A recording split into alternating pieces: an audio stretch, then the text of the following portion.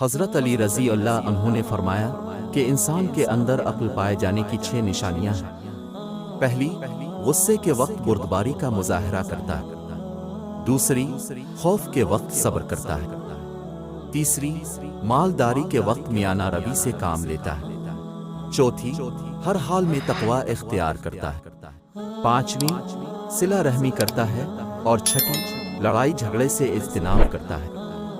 حضرت علی رضی اللہ عنہ نے فرمایا، 2 طرح کی چیزیں دیکھنے میں چھوٹی نظر آتی ہیں، ایک دور سے اور دوسرا غرور سے۔ انسان زندگی سے مایوس ہو تو کامیابی بھی ناکامی نظر آتی ہے۔ جس کا رابطہ خدا کے ساتھ ہو وہ ناکام نہیں ہوتا۔